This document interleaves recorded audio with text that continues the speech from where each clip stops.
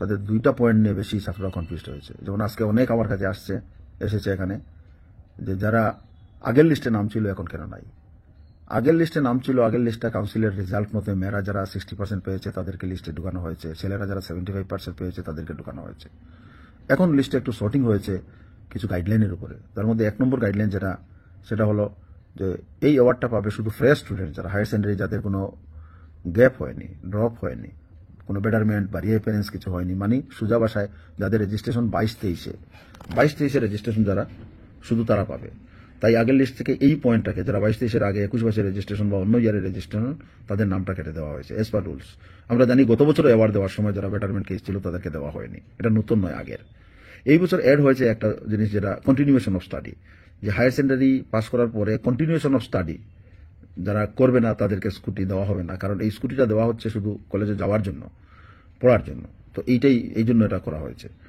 তো এখানে কিছু প্রশ্ন আসছে, যেমন যারা মেডিকেল বা ইঞ্জিনিয়ারিংয়ে মানে জেই বা সিডাব্লিউতে কোচিং করতেছে, তারা অনেক গার্জেন্টও আসছে যে আমরা ভালো স্টুডেন্ট, মেরিটোরিয়াস স্টুডেন্ট, আমরা অনেক ডিসকারেজ টুর্নামেন্টে না পাওয়ায়। তো এই বস্তুটা আমি গত মিটিংয়ে আমাদের ডাইরেক্টর ম্যাডামকে এই কথাটা আমি বলেছিলাম। ম্যাডামও খুব বেশি পজিটিভ, উনি রেসপন্স করেছেন, বলেছেন গভর্নমেন্টের সাথে কথাটা তিনি উঠাবেন। কিন্তু as of now, as per guideline, আমরা ধরে নিব যে এখানে যারা কন্টিনিউয়েশন অফ স্টাডি নাই তারা পাবে না, পাবে শুধু এরা যারা ফ্রেশ হায়ার সেকেন্ডারিতে কোনো গ্যাপ না করে পাস করেছে, মানে 22-23 রেজিস্ট্রেশন, 24 পাস করেছে, আর যারা হায়ার সেকেন্ডারি পাস করার পরে তাদের স্টাডি কন্টিনিউ করছে সেটাকে। তো কোচিংকে স্টাডি কন্টিনিউয়েশন ধরা হয়নি। তো এই 2টা পয়েন্ট আমি ক্লিয়ার করলাম। 3 নম্বর একটা পয়েন্ট জানা খুবই দরকার, যেমন এখানে 3 নম্বর ইম্পর্টেন্ট পয়েন্ট যেটা হয়েছে যে অনেক স্টুডেন্টের এমন আসছে, আজকেও 16-17 জন আমার কাছে আসছে যে যাদের মার্কসও ঠিক আছে কিন্তু লিস্টে নাম আসেনি। তো আমি যতটা এনকোয়ারি করলাম দেখলাম সবার একই কেস, যে মেয়েরা যেহেতু 60% পেলে এই মার্কসটা, এই অ্যাওয়ার্ডটা পেয়ে যায়, স্কুল থেকে ফর্ম ফিল আপ করার সময় ভুল করে অনেক মেয়েকে মানে ফিমেলকে মেল বানিয়ে দেওয়া হয়েছে। তো এই ভুলের জন্য, যেহেতু ফিমেলকে মেল বানিয়ে দেওয়া হয়েছে, তো এই ভুলের জন্য তাদের নাম মার্কস যদি 60 থেকে 75 নিচে থাকে তখন তারা ছেলের ক্যাটেগরিরও পাবে না, এবং মেয়ে হিসাবে যেহেতু তাকে মেল রেকর্ডে আছে তাই পাবে না।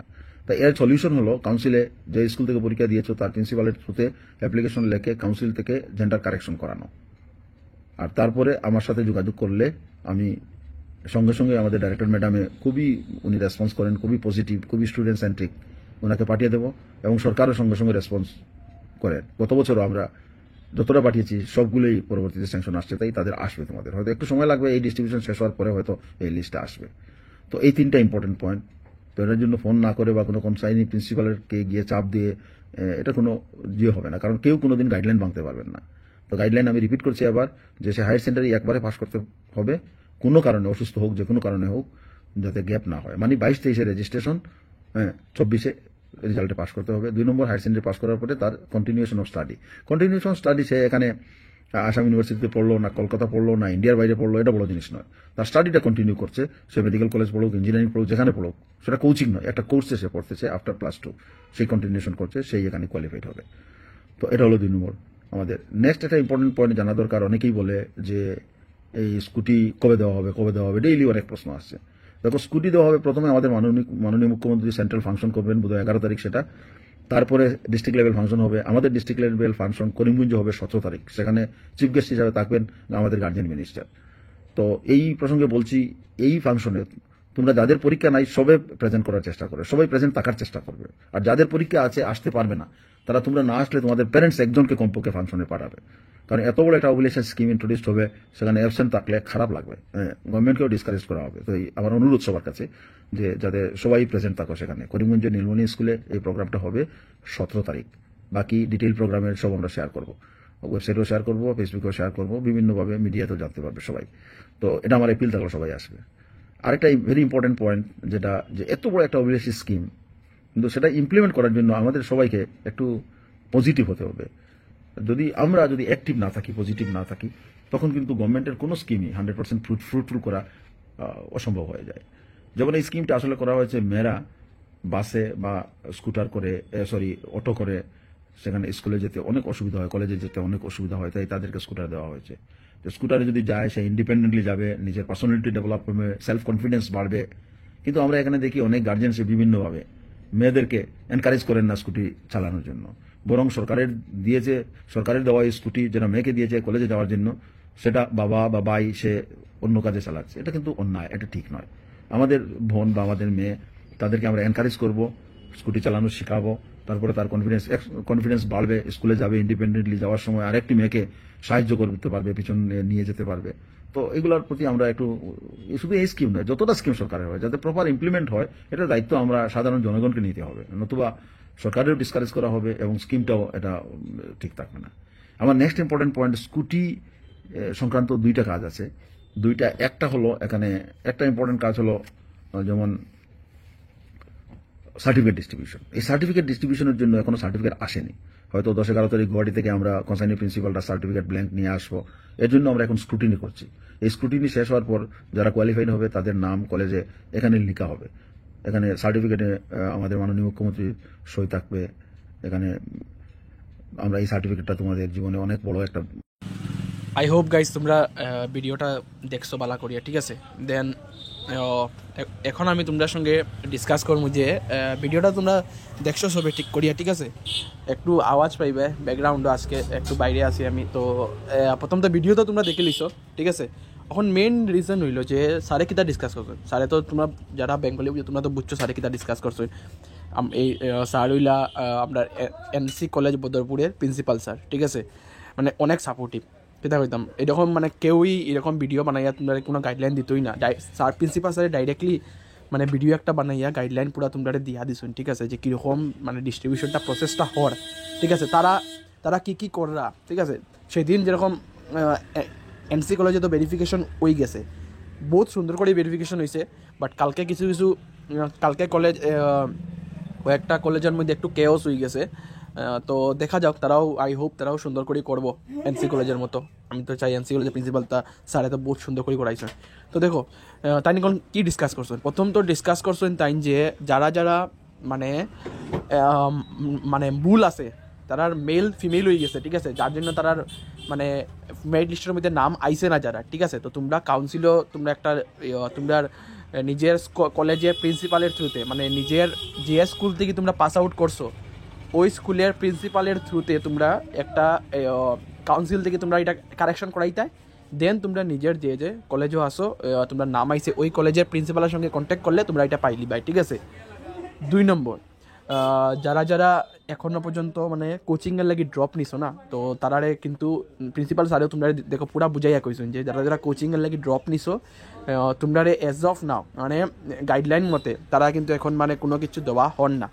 মানে কোচিং যারা আসো তারার ফর্মটা এখন রাখা হন না।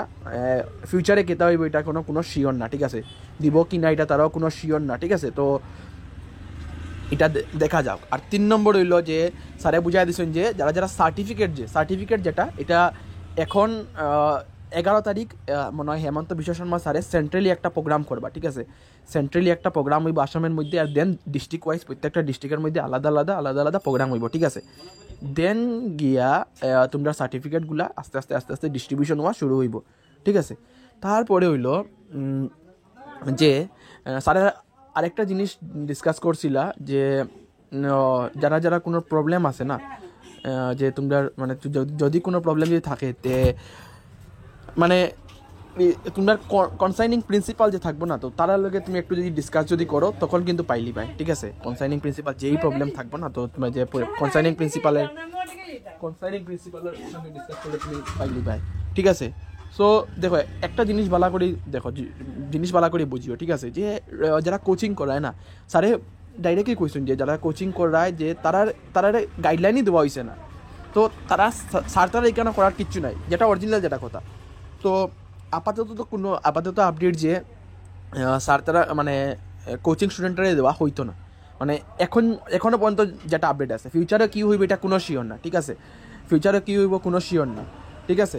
আর আরেকটা জিনিস হইল যে গাইস একটু যদি আওয়াজ যদি একটু অ্যাভয়েড করিও, লাগলে একটু হেডফোন লাগাই শুনিও আমি কী কইতাম। আর আরেকটা হইলো যে যারা স্কুটি পাইবাই না, স্কুটির মধ্যে তোমরারে যত সময় না, স্যারেও কইছেন এই জিনিসটা, যে যত সময় না ইন্স্যুরেন্স প্লাস রেজিস্ট্রেশন সার্টিফিকেট তোমরা দেওয়া হয়েছে তোমরা স্কুটি রিসিভ করিও না। আর হেলমেটও দিব, ঠিক আছে। তোমরা স্কুটির মধ্যে হেলমেটও দিয়া দিব, গভর্নমেন্ট থেকে, সব গভর্নমেন্ট থেকে দিয়া দিব, 1 টাকাও তোমরা খরচ করিও না, ঠিক আছে। দেন আরেকটা জিনিস হইল যে স্কুটি নিয়েই যে সব কিছু তো গভর্নমেন্ট থেকে দিয়া দিব, মানে হেলমেটও দিয়া দিব, সব কিছু দিয়া দিব, ঠিক আছে। মানে তোমরা কোনো 1 টাকাও তোমরা খরচ করবাই না, ঠিক আছে। আগে কিন্তু তোমরা ভিডিওটা কিন্তু দেখিও, স্যারে যেগুলা কইছেন না এগুলা ভালো করে তোমরা একবার শুনিও, ভিডিওটা দেখিও, ঠিক আছে। দেন আমি যেগুলা কইলাম এগুলা ভালো করে শুনিও, তোমরা বুঝিলে ভাই, ঠিক আছে, সব কিছু, ঠিক আছে। দেন একটা জিনিস মনে রাখিও যে আমরা যারা যারা কোচিং করায় না, তোমরা একটু এফোর্ট দিতে লাগবো। ঘরেও বইয়া কিচ্ছু করলে কিন্তু ওইতো না, ঠিক আছে। যারা যারা কাছাড় ডিস্ট্রিক্টের মধ্যে আসো, তোমরা ঘরেও বইয়া কিচ্ছু করলে ওইতো না, ঠিক আছে। তো আমরা মেমোরেন্ডাম দিতে লাগবো ডিসি অফিসও, বা আমরা কোনো মিনিস্টার স্যারের কাছে গিয়ে আমরা যদি রিকোয়েস্ট যদি করি, হয়তো বা তারা কোনো না কোনো একটা আমরা রাস্তা দিবা, ঠিক আছে। তো এটা একটা ভালো একটা জিনিস করা যায়, ঠিক আছে। দেন হইল যে যতটুকু পর্যন্ত স্যারে কইছেন যে তাই তো মানে তার কাছে তো কোনো আপডেট নাই। আমি কয়েকটা কলেজের স্যারের সঙ্গে মারছি, তারা কইছেন যে আমরা তো এখানে কিছু করার নাই, কারণ তারা তো স্কুটি তো আর দিতা না, আলটিমেটলি স্কুটি দিব কে? আলটিমেটলি স্কুটি দিব গভর্নমেন্টে। তো এটা তোমরা একটু বুঝিও, ঠিক আছে। বাকি এখন দেখা যাও কি হয় ফিউচারে এখনো পর্যন্ত কিন্তু কইছে না যে কারে দিব কারে না, ঠিক আছে। তো একটু ওয়েট করো তোমরা, দেখা যাও কি হয়। বাকি যারা যারা নাম আইছে ভেরিফিকেশনের মধ্যে, তোমরা যেদিন ডেট পড়বো ভেরিফিকেশন করার, তোমরা এদিনকে ভেরিফিকেশন করবা, ঠিক আছে। এটা দেখা দিব, আমি আমার গ্রুপের মধ্যে সব ডেট তোমরা পাইতে থাকবে, ঠিক আছে। বাকি অনেকটা ডিস্ট্রিক্টের আমি মানে অলরেডি আপলোড করে দিছি, ঠিক আছে। আমার ড্রাইভের মধ্যে অলরেডি আপলোড করিয়া রাখা, ঠিক আছে, অনেকটা ডিস্ট্রিক্টের মেরিট লিস্ট, ঠিক আছে। যেগুলো আইছে আমি ড্রাইভের লিঙ্ক আমি ডেসক্রিপশনের মধ্যে দিলাইমু, তোমরা লিঙ্কটা দিয়া দেখি লিও, ঠিক আছে। বাট আগে ভিডিওটা একটু মন দিয়া দেখিও, ঠিক আছে। Thank you. বাকি তো সাবস্ক্রাইবটা করিয়া রাখিও প্লিজ, বহুত কষ্ট করে ইনফরমেশন গ্যাদার করলাম, ঠিক আছে। Thank you guys.